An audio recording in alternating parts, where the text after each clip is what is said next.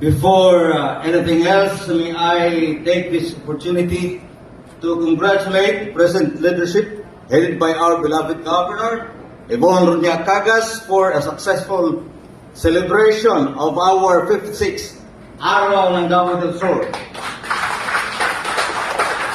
Of course, I have to thank our department heads with their staff for really doing their best to make the event a success.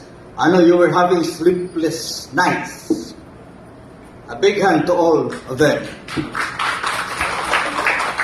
To our beloved Governor, Honorable Yvonne Cagas, to Subchief Mark Cagas, to our Vice Governor, to my fellow board members from the 1st and 2nd districts, Attorney Herbert Gonzalez, our administrator, department heads with their staff, SP Secretariat headed by Mama Luke Villahermosa, Cagas Cares, coordinators, unit leaders, and members, our friends from the media. And I would like to make a special mention, Dr. Cosme Cagas, the brother of the late Governor Duro Cagas, who just gave me a book earlier, authored by him, No Lessons, Faith, Gleanings, Point 101. Of course, parents of our Vice Governor, Sergio and Ma'am Fe, of course, also his sister, and asan ito, her beloved husband, Councilor Mark Fernandez.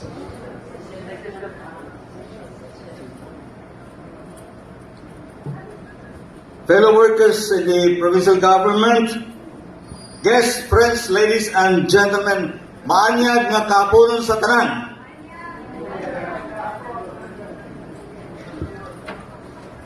Why such a greeting?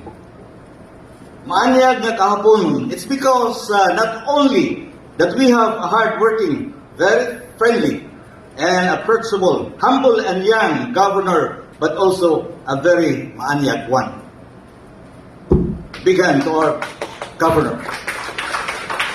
The other reason is that the provincial government of Davao del Sur has been trying its best to make this province of Davao del Sur a maanyag na paraiso through the I Help, I Share programs initiated by our late Governor Dodo Cagas, supported by our former Congressman Didi Cagas, ipadayon sa atong former Governor Mark Cagas, and continued and even expanded by our Governor Yvonne Cagas, and of course, very much supported by the Sangguniang Panlalawigan headed by our Vice Governor I Cagas Fernandez.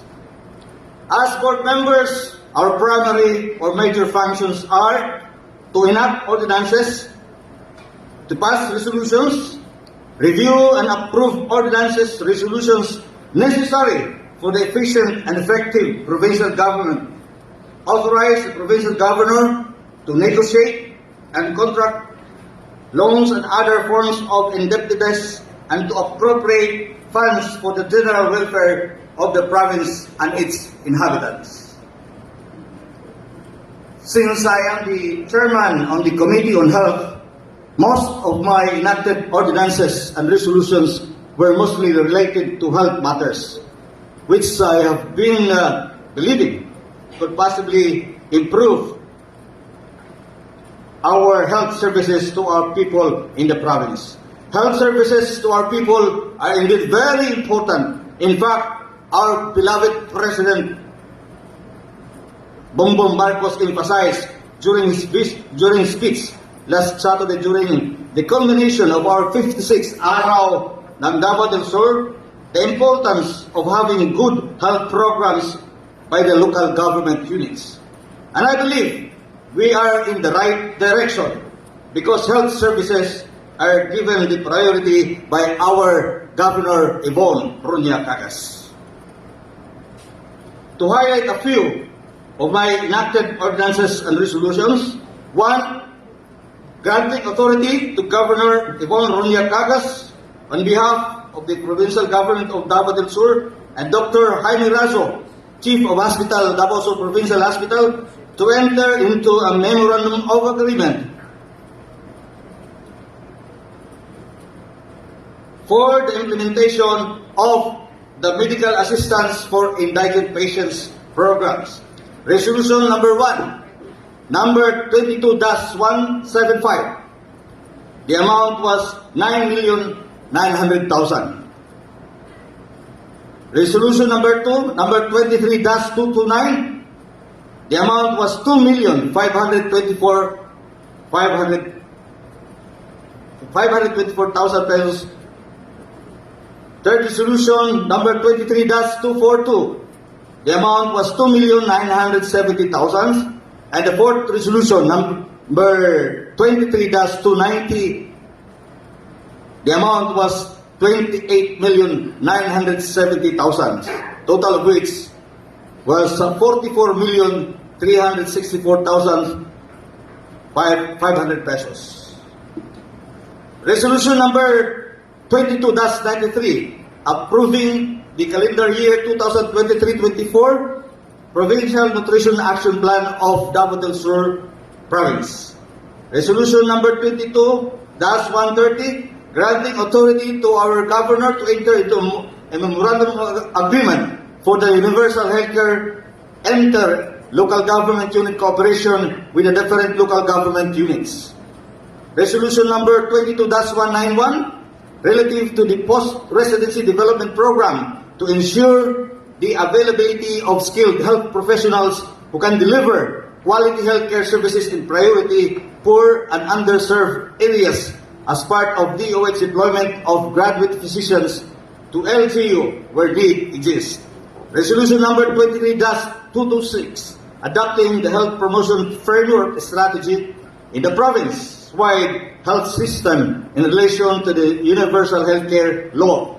Resolution number 23-234 pertains to the need of expanded newborn screening test used for procedure necessary for the early detection of congenital disorders of newborns at the Davao del Sur Provincial Hospital. Resolutions number 23-235 and 23-307, these pertain to the provision of a credit line for the province by making service providers their medical and health services and hospital services accessible to the qualified beneficiaries of Crisis Intervention Unit through the Provincial and Social Welfare and Development Office Comprehensive Assistance Program for indigents and other marginalized sector. Resolution number 23-323, establishment of Malasakit Center, PCSO desk at the Davao Sur Provincial Hospital to facilitate access to PCSO's medical assistance to indigent and financially incapacitated patients chargeable against PCSO funds.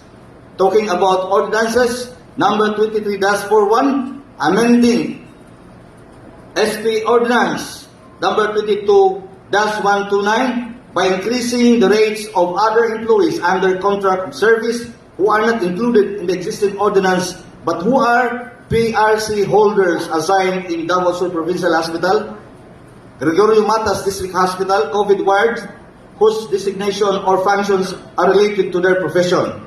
Ordinance number 22-08, requesting funds at the Provincial Health Office in the amount of 1,700,000.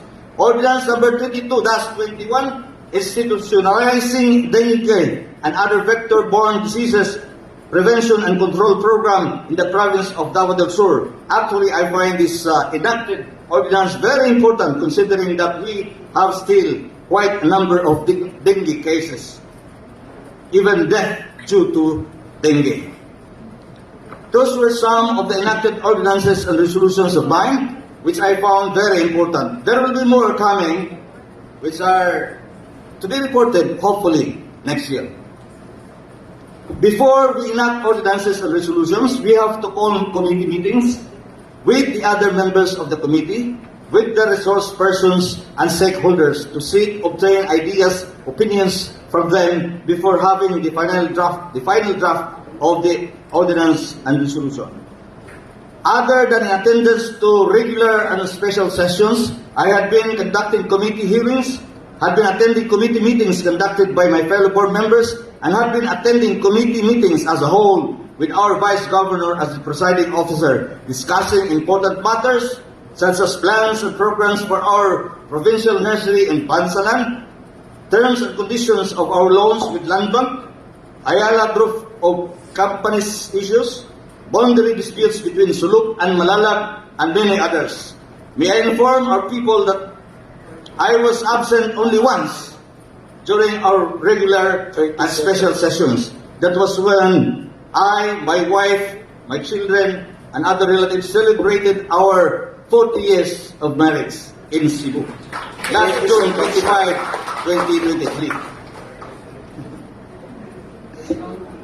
To expose myself to various issues and information, especially in good governance, I had to attend to local, regional, and national meetings and conferences to show my support to the priority programs and other programs of the government, not only through legislation, but also to be visible, especially during the time of convocations, turnovers, celebrations, and medical missions.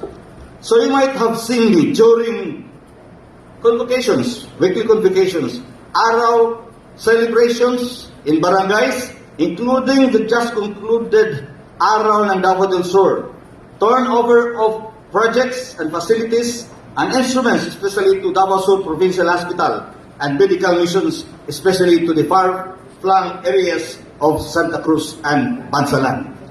Lastly, if you are going to ask me if I had been able to do my job as a board member of this province, and ask me if I had been enjoying it, my answer will be a very big yes. I had been doing my job and will be trying my best to do it better. And yes, I have been enjoying it, and I'm sure that I'll be enjoying it more in the remaining 2 years as a board member. Hopefully, with all the support from the executive department, of course through our Governor Yvonne Runya-Cagas and the other Sangguniang Panlalawigan members headed by our Vice Governor, and of course with the support of the department heads and all the other workers in the provincial government. Where else can I find a place? Where else can I find a position in which I can be more of help and more of service to our people? Where else can I have a chance to talk to people from all walks of life about our plans to make this province a Ka-Anyag na paraíso? Where else can I listen to the requests, needs, sentiments, problems, aspirations, to eat with them on whatever they can offer, and in the process, learn from them, aiding me to enact ordinances and resolutions easier and better. Where else is here in the Sangguniang Panlalawigan, my dear friends, ladies and gentlemen? And the position is, of course, a board member of the province of Davao del Sur. Daghang salamat, and again, Ka-Anyag na kahaponon sa tanan. Thank you for your report, Honorable Francisco Tongcos.